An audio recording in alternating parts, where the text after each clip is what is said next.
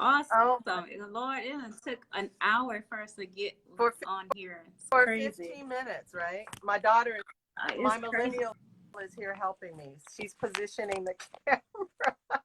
Awesome. Awesome. Well, I'm so glad to have you on our very first. And so, all right. So tell everybody your name, where you're from. Okay, well, my name is Nichol Williams Edwards, and all my family call me Nikki. And I live in California now, but originally I am from Beaumont, Texas. And even though I've been in California for quite a while, I still consider myself a Texan, even though my daughters tell me I've been here longer than in Texas, I'm a Californian, and I say absolutely not. Ah, awesome. I'm actually in Fort Worth. I've been here for about 16 years, 17 years. So awesome. Great. So the reason why I asked you to be here is, and you so graciously were the first person to say yes. I still got to put the word out, but I wanted to write a book about Cajun and Creole history, but leaning towards the unknown history. I love reading books about our history and finding all of these little nuggets that we don't learn about when we look at the museums where they keep saying the same names over and over again. But I know that so many of our family has contributed to Louisiana history, New Orleans history, and Creole history, and Cajun history. But a lot of those people fly under the radar. And I think that just like when I learned about my family history, it instilled a lot of pride in me. I think part of getting the youth to be more engaged in our culture is by actually knowing who these people are. And wow, I'm related to this person. They did this and they started that. I think that could instill a lot of pride and also help a lot of people connect the dots. So tell us the name of the person that you want to talk about today in your family, and just tell us a little bit about their personality for starting off. Well, the person that we began talking about when I reached out to you is my great-great-grandfather on my father's side. And he was born in 1854. So obviously, I did not know him. Was it 1854? No, it was not 1854. I didn't know him. The way that I came to learn more about him was through a family tree that I was building with the help of one of the DNA ancestry websites. And actually, one of my first cousins and my dad, who has since passed away, they sort of started this journey. My cousin flew to Texas, met up with my dad and one of his cousins, and they actually drove to Louisiana, Southwest Louisiana, where one of his great aunts lived, to interview her to find out more about, our history and our family. So apparently, his great grandparents moved from Southwest Louisiana into Texas. And back then, apparently, a lot of families moved. It wasn't just, this couple, it was siblings that moved. I mean, a whole family community moved. But there were a couple of people, one of his great aunts, for example, that was unable to move because she was very pregnant. So she was still in Louisiana while, most of her family had moved to Texas. So my dad and my cousin started this journey. And then in 2015, I decided to get my DNA profile done. And the organization that I used to do that also gave you an opportunity to build a family tree. And so I began doing that. And my cousin Gwen, who I've mentioned to you, and you'll probably talk to separately, she found out the name of our great-great-grandfather, who is Donaville Broussard. And she actually went to a genealogy library and tried to look him up. And when she did, this article came up about him in the slave narratives. So the slave narratives was commissioned by the Library of Congress.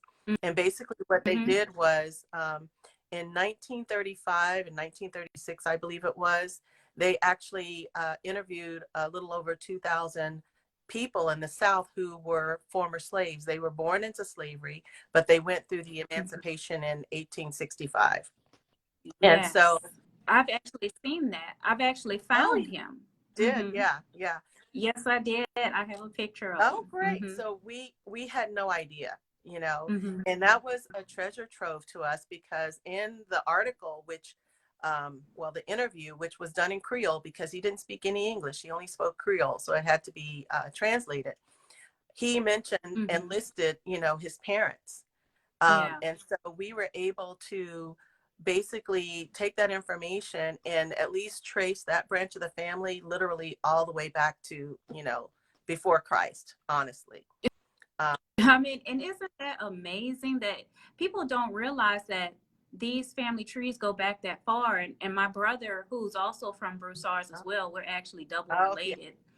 that happens a lot in Yeah, this culture, believe it or not. yes, Yeah. it does. He was so surprised at how the records are, you know, how far they go back. And I was like, it's because of baptismal records and church Yeah. records and things like that. But you did mention that there was an organization that helped you to get your DNA test done.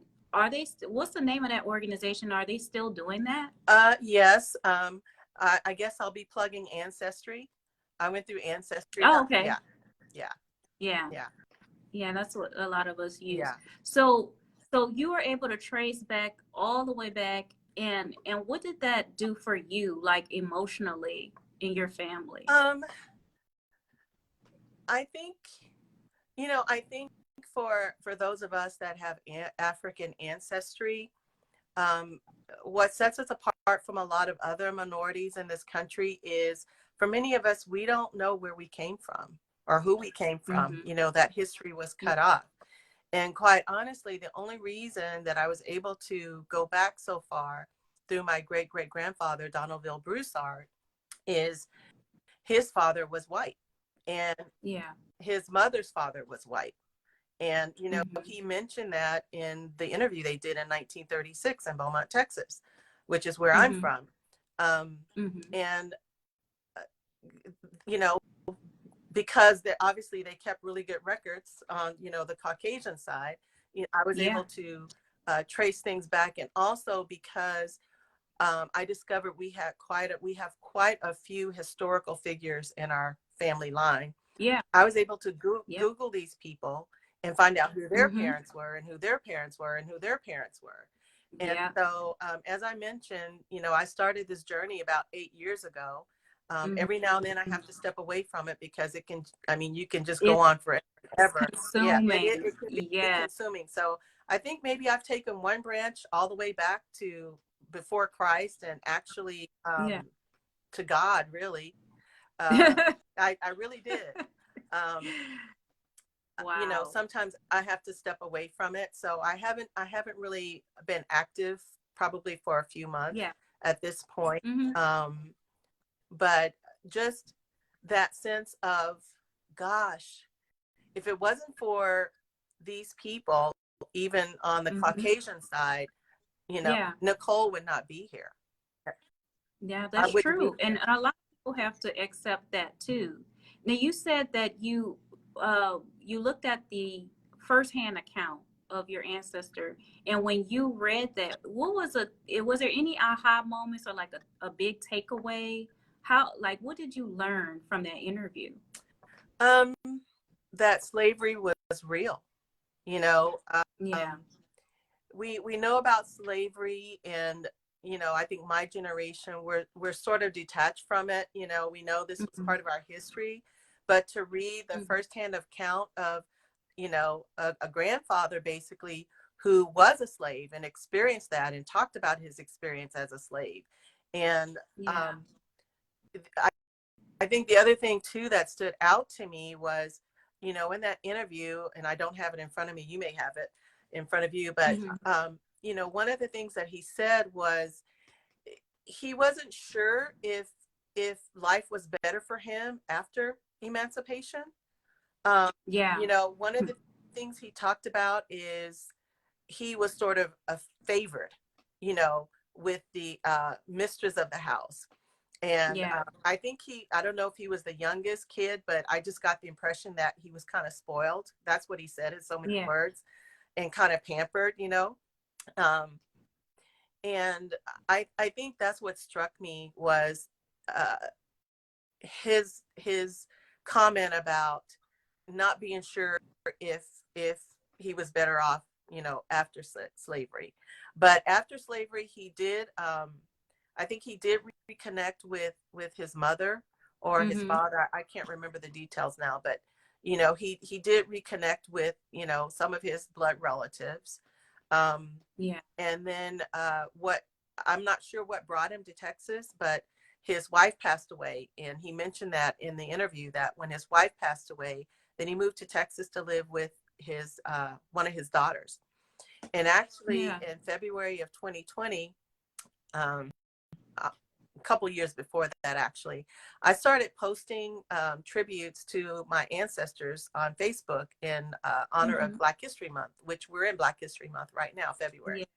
And someone saw it and reached out to me. I think it was in 2018, saying, you know, I saw this article about Donaville Broussard. I think we're related. But for whatever reason, I just didn't respond. 2 years later, the same Mm-hmm. person reached out to me again in Messenger, Facebook Messenger, and she sent her phone number. And so I called her. And Mm-hmm. we were on the phone for 3 hours that night talking. Yes, Wow. till midnight her time. And it turns out that she lives in my hometown. And so she Wow. grew up in my hometown. And, you know, we never knew that we were related. But a couple weeks after that initial conversation, I had planned a trip Mm-hmm. home, and I went home and we met up. And so we went on this journey to try to Mm-hmm. find his home, because the photograph in the Library of Congress, he's standing in front of Mm-hmm. his home. So Yeah. we went to the historic library in our hometown, and Uh-huh. long story short, we found his home. Yes, Wow. and I posted a picture on Facebook of him in front of the home from 1936 and the home in 2020. That is so And one of the awesome. neighbors actually remembers his daughter.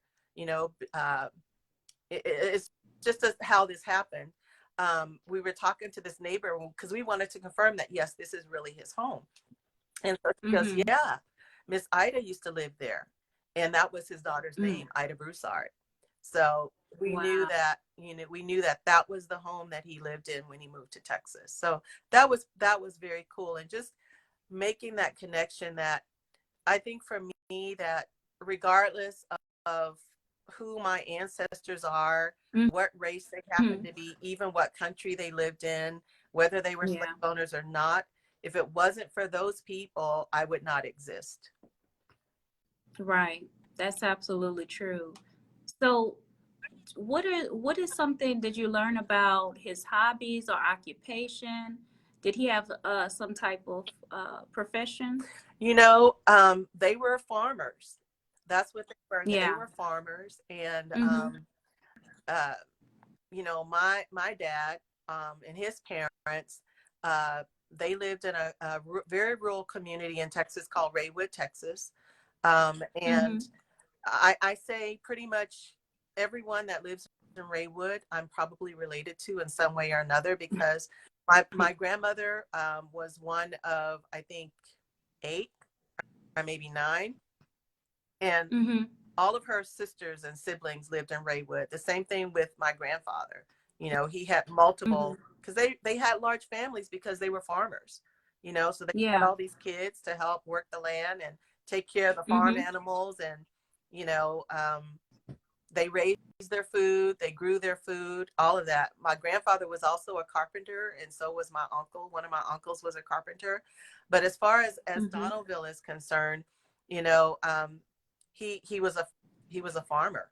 He was a farmer. Mm-hmm. So Mm-hmm.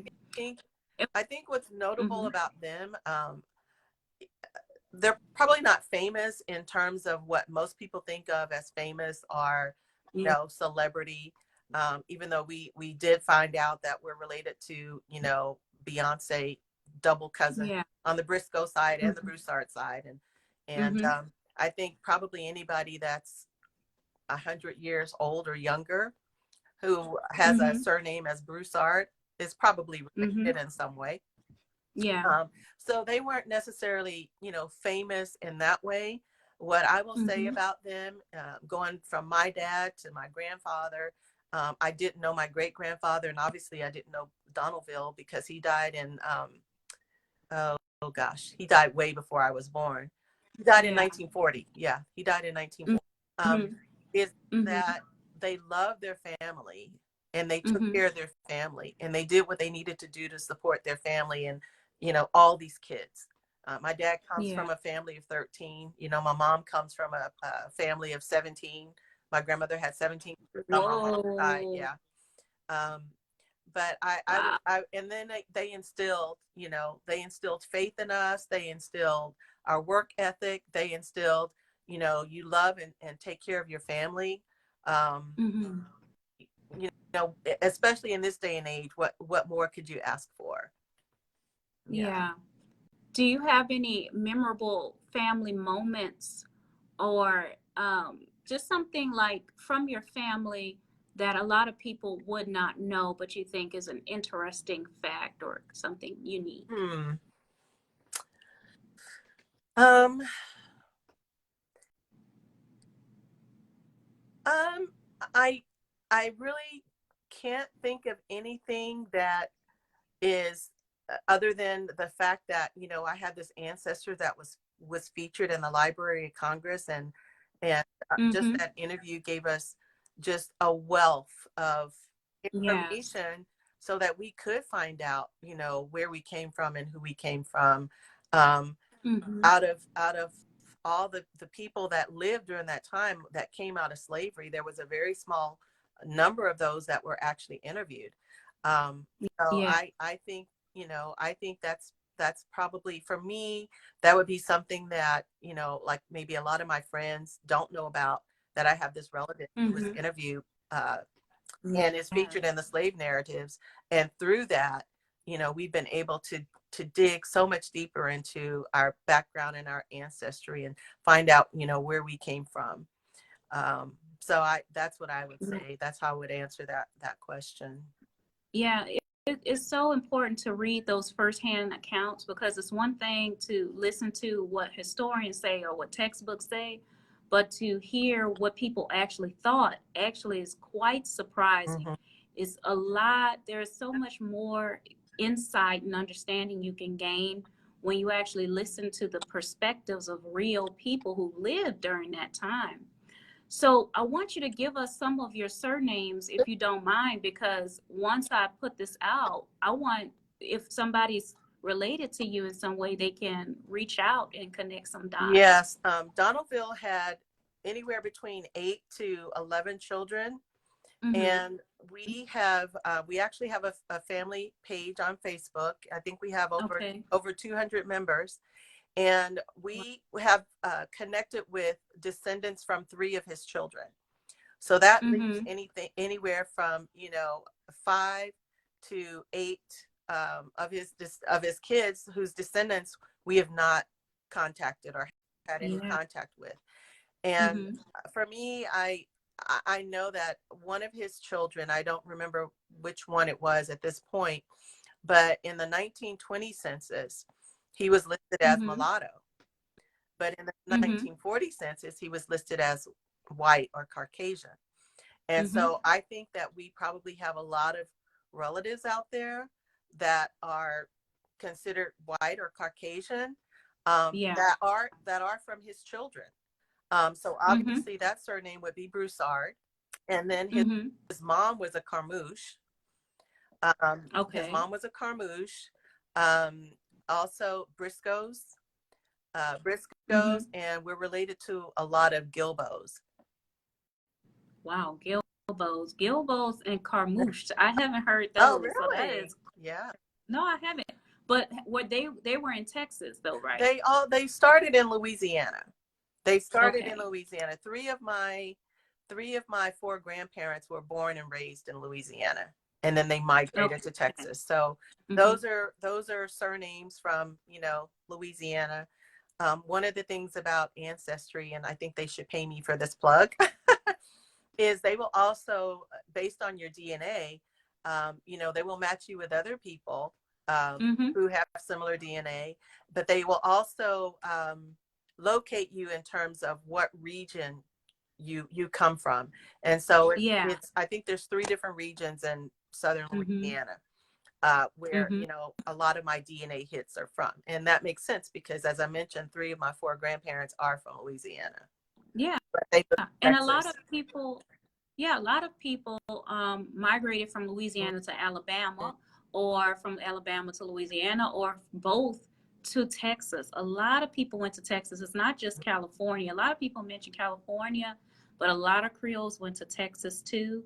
And so there's a big Creole culture here. So you did mention, just before we leave, you did mention that, at first you started to get interested in your ancestry, and then a little while later you did the DNA test. I notice a lot of people do that. Like, they kind of fool around with the family tree a little bit, and then it takes a little convincing for them to do the DNA test. What would you say to somebody that's kind of on the fence about whether or not they should do the DNA? I've heard that people say, no, don't give your DNA because you don't know what they're doing with it. I know that there's forensics that they've solved some cold cases using the DNA of a relative of a person who maybe committed a crime. That's true. I've even heard that your DNA could be used to develop some type of biological weapon that's targeted to you or your family line. That may be true. I don't know. That's pretty far-fetched. I did it because I wanted to know what I'm made of. What I'm made of in terms of ethnicities and countries and regions. I found out that I think my French DNA is like 12%, which, that wasn't a surprise from Creole. But what was really interesting is that French is actually Normandy, which is the Vikings. So like William. Wow.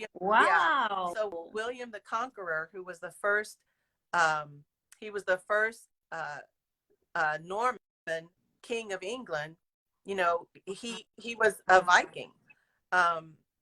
So for me, because of the type of person that I am, I believe that it's important to know where you came from, to know who you are, and where you're going. And that was important to me, and that's why I wanted to get my DNA done. I know that there are people that get their DNA done because maybe they were adopted, or they don't know who one of their biological parents are, and so they're able to I know someone like that right now, a relative who was able to find her biological relatives on her dad's side, who she didn't know who her biological dad was, and so she's been able to connect with them. So I would say, if you're in that situation where you really just want to know where you came from, or maybe you didn't have contact with one of your biological parents, and you want to try to find out who your biological family is. Sometimes that can be a bad thing, but at least in my experience, it's been a good thing. I would say, do it. And again, with Ancestry, I actually did the DNA first, and I had some regions in there that I didn't understand, like Wales and Scotland came up. I wasn't even expecting that at all. But then a year later, when I started building the family tree, then Wales and Scotland showed up, and it's like, okay, well, that makes sense. Yeah. It's such a great adventure. It's a roller coaster of emotions. It can take you on journeys, like you were in your distant cousin going down there. I've done that too, and I think it's so amazing. And I think that that slave narrative that your ancestor contributed is a part of the reason why that we can start putting the pieces together, and that's so valuable. So I thank you so much for joining me today. Spread the word, let other relatives come on, and let's connect some more dots. But I thank you again, and you have a great rest of your weekend. Guys, share this with some Broussards. They might learn Yeah, I'd something new. love to connect with Broussards and Gilboas and Briscoes. Yes, and Carmouches. We haven't connected with any Carmouches yet. All right, guys, find your Carmouches and tag All them. right. All right, Thank you so much, Nichol. Nice to meet you. Nice Bye. to talk to you. Bye-bye.